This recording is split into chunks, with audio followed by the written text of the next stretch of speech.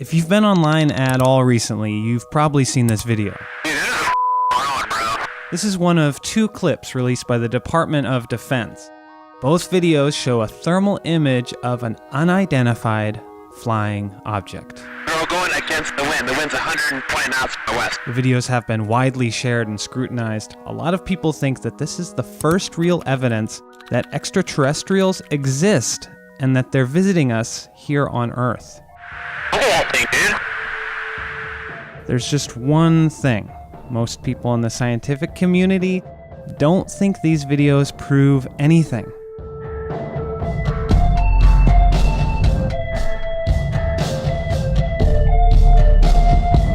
People have been claiming to see UFOs for decades. Countless videos purporting to show alien aircraft have been popping up since the invention of film. But this video is unique. It was released by the Department of Defense, which found the video noteworthy enough to study, then release, which is a first for the US government.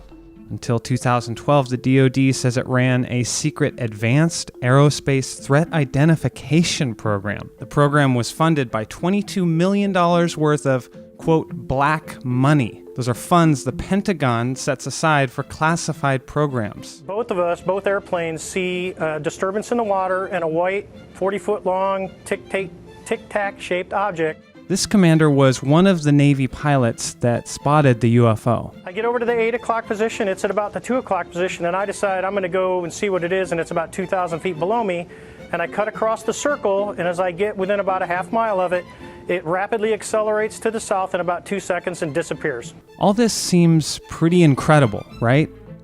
So why don't scientists care? So I think it's very, very difficult as a scientist to look at something like this and say anything except, it's intriguing. We spoke to Caleb Scharf. He's an astronomer and director of the multidisciplinary Columbia Astrobiology Center.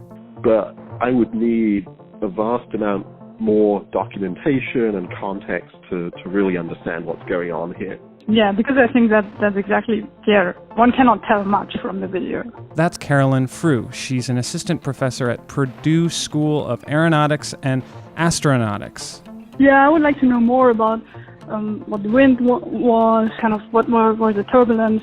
There's a lot of unexplained natural phenomena on the Earth and in the Earth's atmosphere that require further investigation. But again, it's jumping to saying that what you're seeing could be some advanced technological alien spacecraft.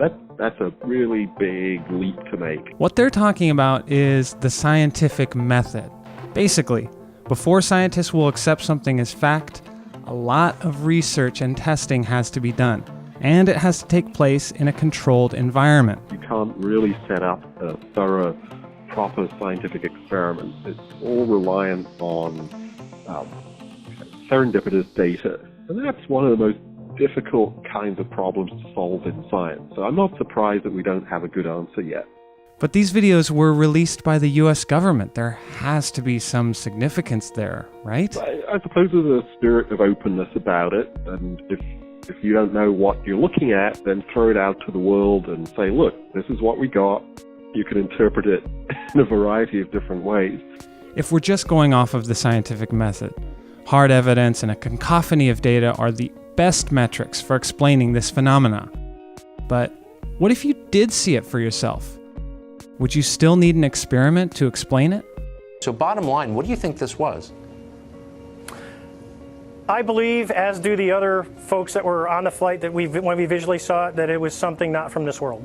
The commander is not alone. The videos continue to be scrutinized by a lot of people who think that this is an alien spacecraft. As for the DoD, other than releasing the videos, they haven't said much.